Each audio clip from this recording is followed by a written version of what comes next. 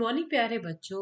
आज हम कक्षा 8वीं की अपनी पहली वर्कशीट लेके आए हैं। ये हमारी हिंदी मीडियम की वर्कशीट है। तो हम शुरू करते हैं अपनी पहली वर्कशीट को, जो गर्मियों की छुट्टियों के बाद पहली बार आई है। आप जब इस वर्कशीट को करना शुरू करेंगे तो सबसे पहले बच्चे अपना नाम लिखेंगे और अपनी क्लास टीचर का नाम लिखेंगे। ठीक है, और ये आपकी साइंस की वर्कशीट है।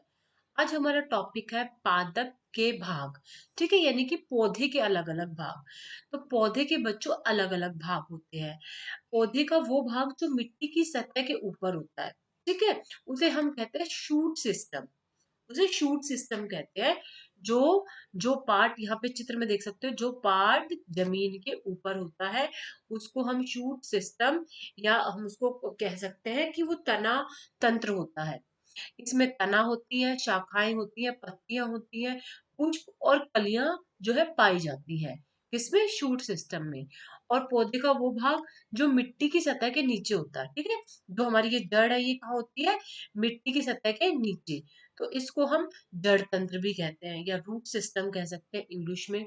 इसके अंदर हमारी जड़ होती है और मूल रोम, यानी कि यहाँ पे जड़ों के जो छोटे छोटे हम कह सकते हैं हेयर लाइक स्ट्रक्चर होते हैं, उसको हम मूल रोम कहते हैं। ठीक है, अब हम पौधे के जितने भी अलग अलग भाग हैं उसके कार्य को देखेंगे। ये वर्कशीट, वैसे आप इस वर्कशीट को या इस चैप्टर को 6 क्लास में पहले ही पढ़ चुके हैं, तो ये आपके लिए काफी आसान रहने वाली है। तो हम बात करते हैं तने की। देखो ये तना है। ठीक है, तना। तो यह क्या करता है? यह भोजन, जल और खनिज लवण को पादप के ऊपर की तरफ वाले विभिन्न भागों तक पहुंचाने का कार्य करता है। ठीक है, तो यह क्या करता है? भोजन में जल और खनिज लवण पहुंचाने का काम करता है।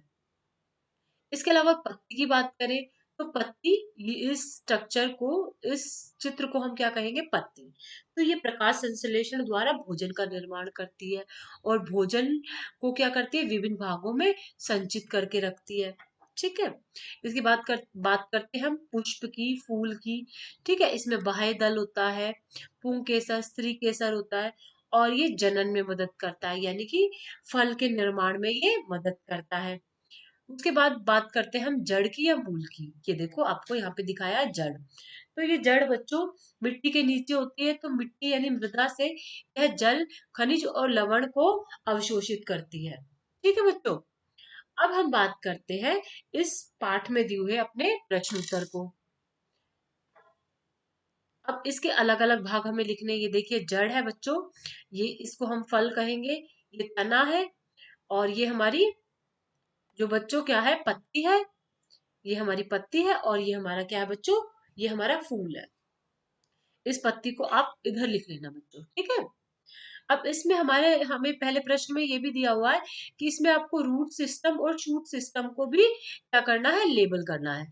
तो बच्चों ये जो हमारा ये वाला जो पार्ट है बच्चों, ये यहाँ तक, इस पार्ट को हम क्या कहेंगे बच्चों? इसको कहेंगे हम, हमारा शूट सिस्टम है।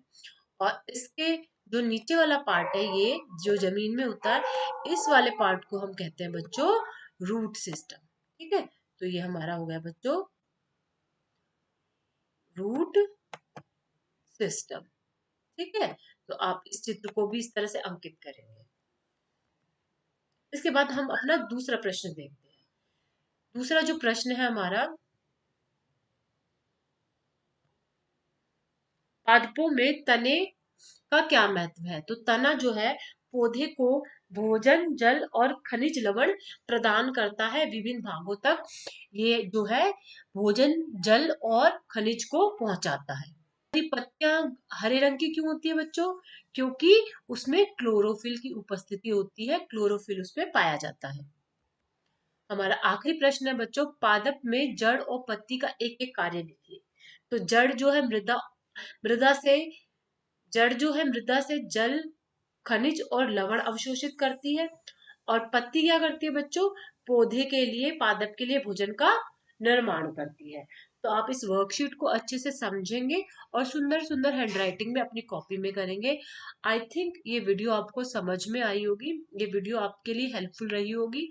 ये चैप्टर देखने के लिए, ये वीडियो देखने के लिए आपका धन्यवाद।